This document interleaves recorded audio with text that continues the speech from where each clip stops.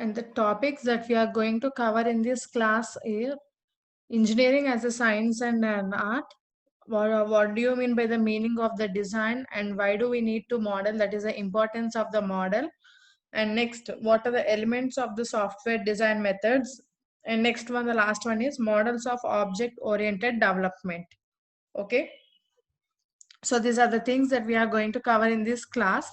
And of that, the first topic is engineering as a science and an art. Okay. So how we are going to tell that an engineering is a science and the art. So here, without the discipline, in an engineering discipline, without having the combination of the science and an art, we cannot go for the any development of an system. Okay, so here, why do we require the science and why do we require an art? Okay, so suppose if we are going to write a program, what is that we are going to use? We are going to use there the knowledge of the mathematics, right?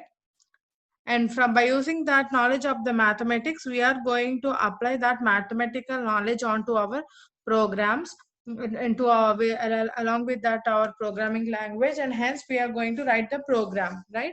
So there we are going to apply. So this is where we are going to apply this mathematical knowledge during the programming, which is nothing but the coding phase, right? So before that, whenever we are going to develop the new system, that means whenever we are going to propose a solution to a complex problem, okay, so what we are going to do there, we have to start with the analysis. And next, after that, after the analysis, we are going to the design. Okay, and the engineer who is a designer is nothing but the architect of that system. Okay, hence we can say that engineer is an artist or an architect who is there for the design of an entire system. Okay, that's why the science and art are an important part in the phase of the design. Okay, so we use the techniques of the science, means the mathematical science, and also we use the design phase for the developing of the system, and hence these two collectively are going to form the engineered system. Okay, next, the next important topic is, so what is the meaning of the design? Okay, so what is the meaning of the design? The meaning of the design is nothing but it is an approach to find a solution to a problem. Okay, in other words, we can simply tell that it is nothing but the design is nothing but inventing a solution to a problem.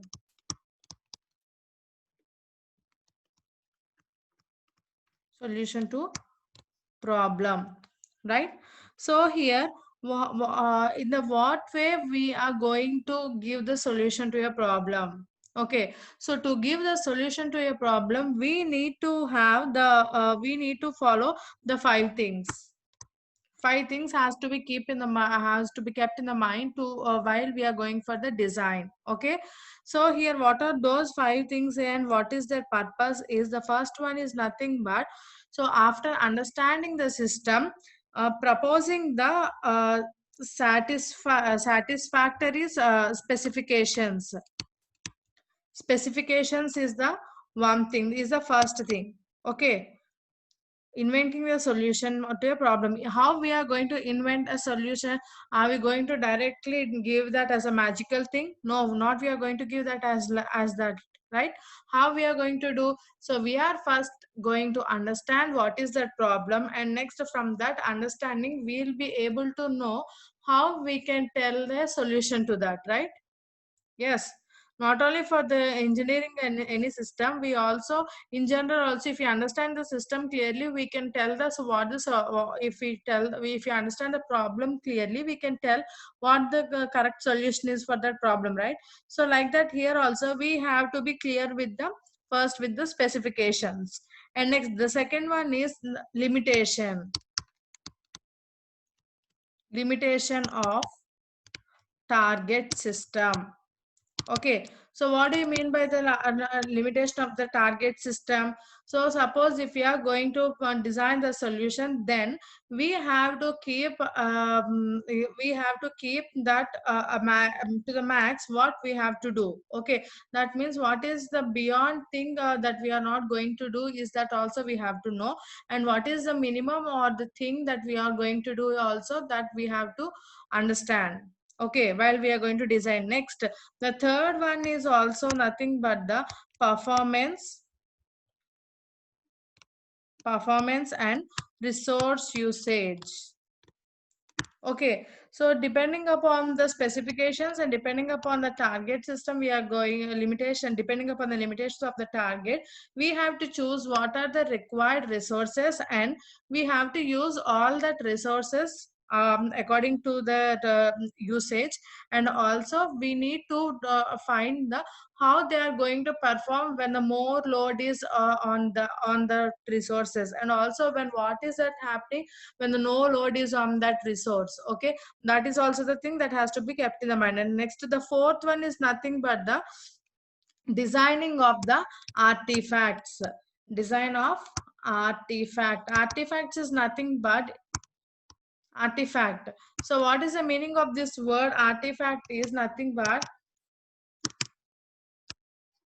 artifact is nothing but the things that what the humans, the things that what the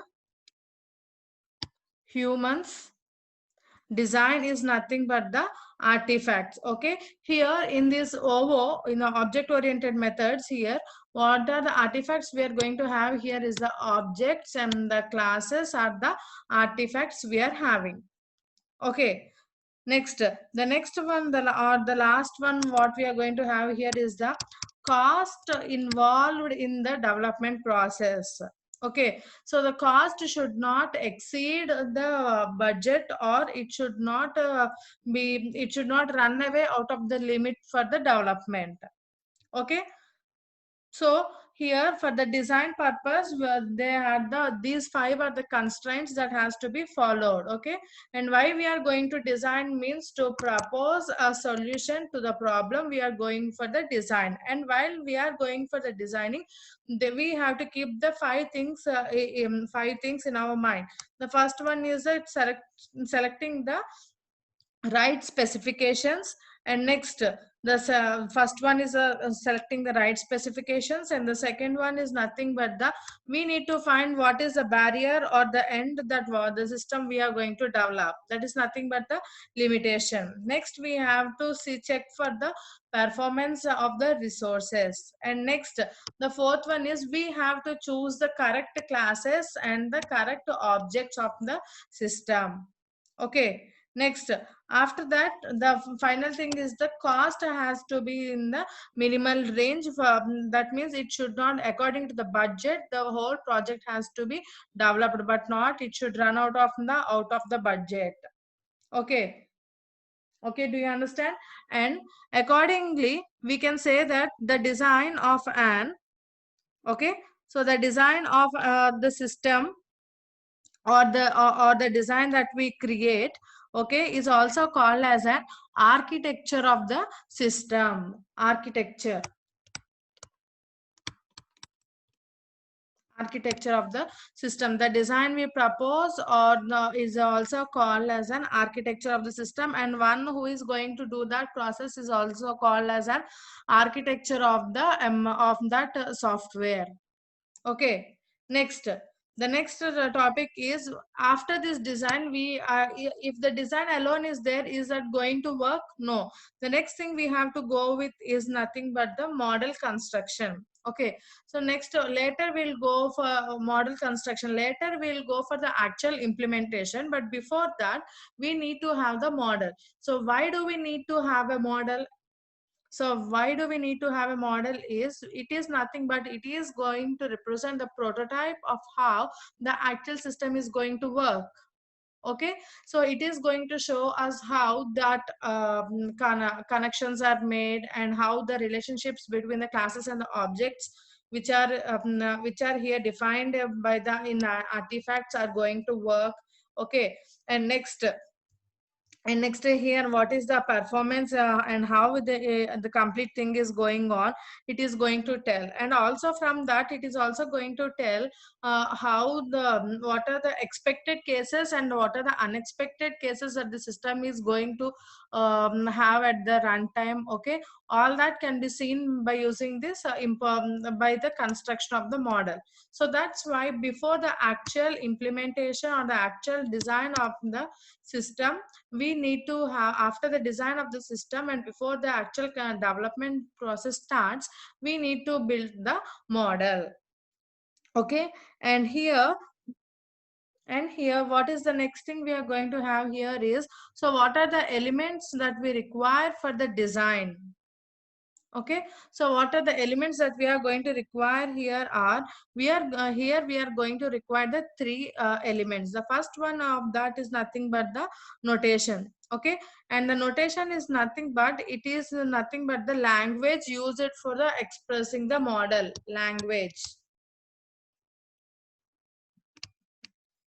Language. Okay, so here we are going to, after the design, we are moving for the model construction. And how this model is going to be constructed? Okay, constructed means here no more development is going to be done here, only its prototype is only going to be seen here. Okay, and here to see that, we are going to have the three things of that. The notation means language. Okay, any language in which we are going to express.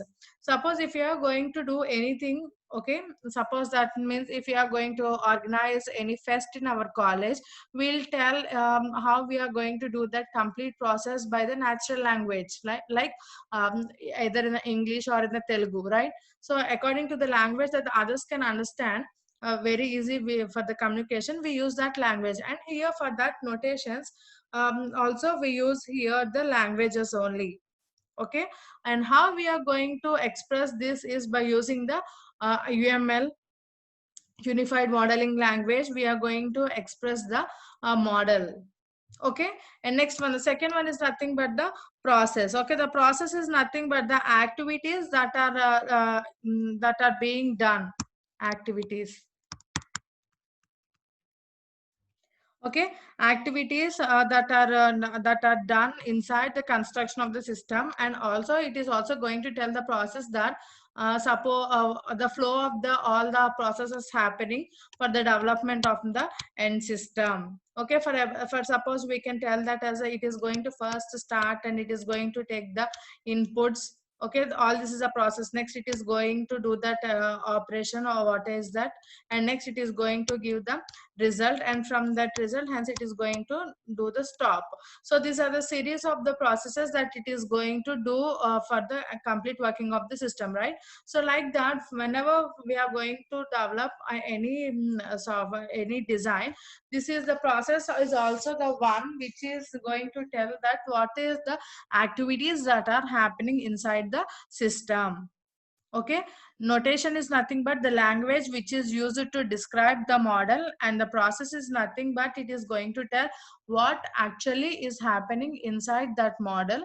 And next, the last one is nothing but the tools. Okay, so these tools are nothing but, we these are nothing but the artifacts. Okay, so these artifacts means the classes and the objects that are designed by the by the engineers. Okay, so these artifacts eliminates the model building, and also hence they gives us the rules to remove all the inconsistencies that are related in the design of the system. Okay, so what do you understand from this? Objects and classes are going to be created. Okay, and from that, what how this is going to be, how these objects and the classes are going to be used as the tool. Yes, they are going to be used as a tool here. So tool here means it is going to work in such a way that it is leading the complete working process to find the solution. Okay, so it is nothing but leading all the complete process after its description by using the language and from all the set of the activities. Okay, from the language and from the activities, it is going to combine all this together and hence finding the solution. Okay, These are the three elements. And next, the most important thing here is the model of object oriented development. Okay, so what is this model here? Here you need to understand the two things.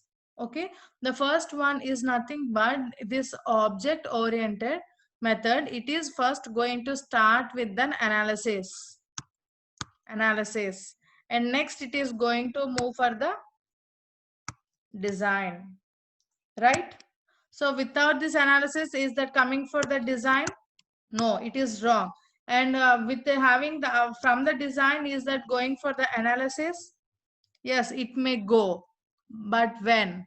Okay, so here, what is the process involved here in the development process is in the SC, in the software engineering, you might have studied about the waterfall model, spiral model, incremental model, right?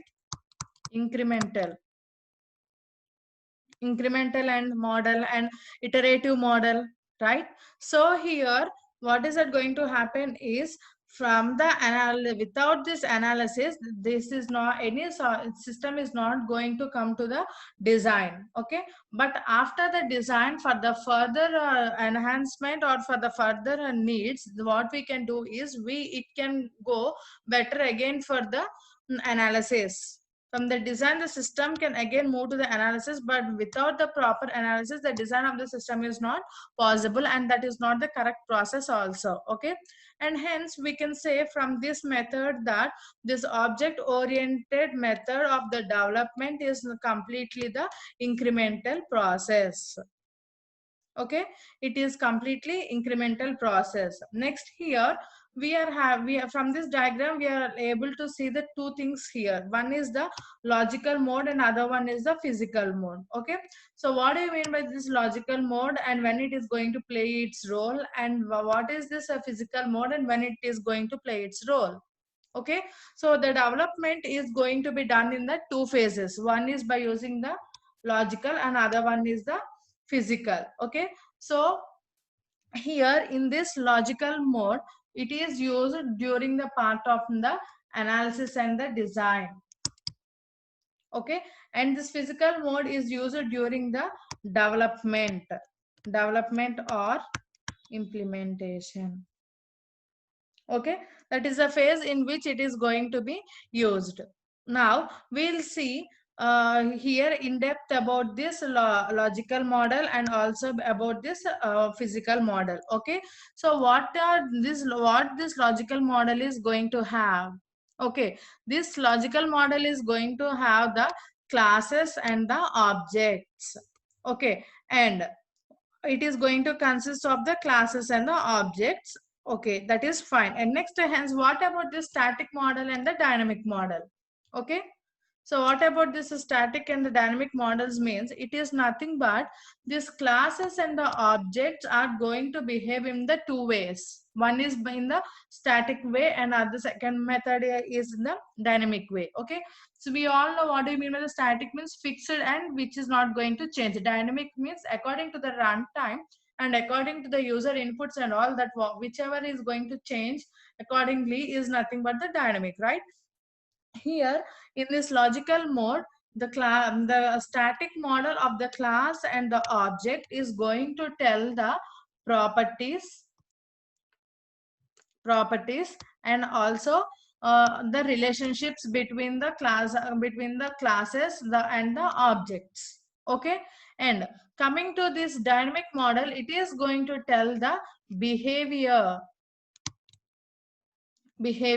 Okay, and how it is going to tell the behavior is nothing but whenever where it is going to tell of the, if suppose there are the three classes C1, C2 and C3, of all these three classes, according to the inputs given and all, which class is going to be active and what is the condition of the next two classes at that time.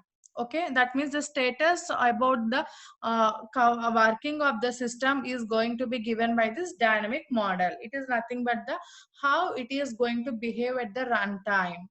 Okay, static model is going to tell us about the only the properties and the relationships, while the dynamic model is going to tell us about the behavior and the states of the classes and the objects.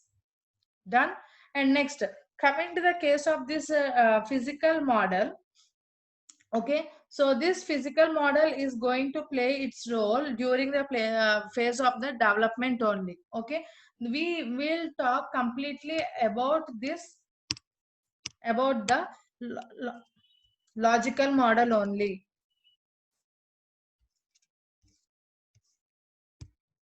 We'll talk in this subject completely about this logical model only. Okay, in this logical model, we have already seen, and when we are going to apply this logical model is, this is the one we are going to apply during the phase of the analysis and also during the phase of the design also. In these two cases, the method we are going to opt for the development of the model is nothing but the logical model. Okay, and hence after completely completing this logical model development, hence we finally move to this physical model. Okay, in this physical model, it is again going to have this module architecture and also the process architecture.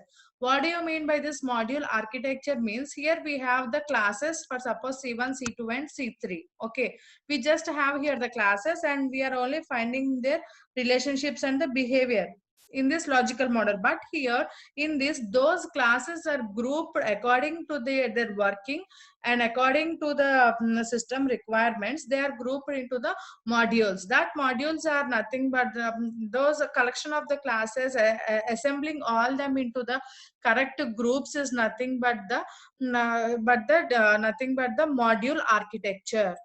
Okay, next here after that, here in this we have said about the process, that means the activity that which is happening. Okay, this process architecture is also which is the one going to tell us about the how this process is happening when all these classes are kept as a module. Okay, all the classes are not kept as a module. A few classes will come under the one module and the other classes will come under the another module, and like that depending upon the system we'll have the n number of the modules in our design. Okay, and this process architecture is going to tell, suppose if we have this module 1, what is the process happening between the classes and the objects, that it is going to tell. Okay, it is going to group the classes into the module, and this process is going to tell about what activity is going to happen inside this module.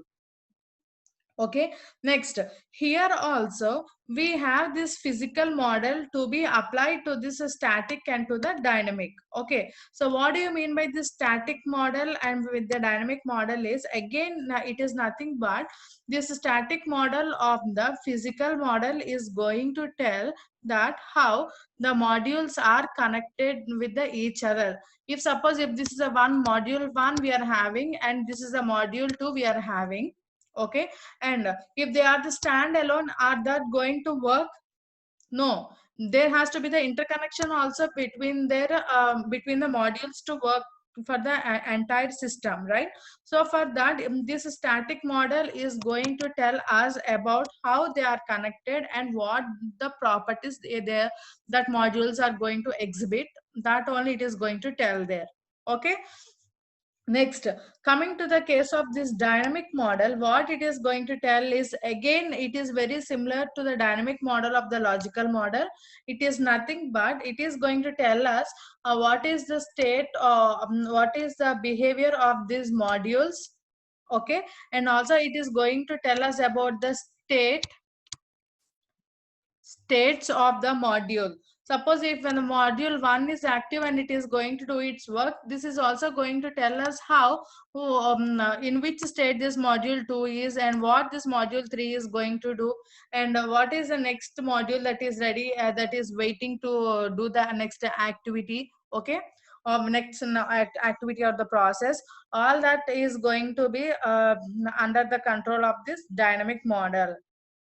Okay, so hence we can easily tell that the development is going to happen in the two ways. One is by the logical model and other one is by the one is by the logical and next one is by the physical model. And after this in this logical model, it is going to have the design and implementation of objects and the classes, and here it is going to have the modules and the process.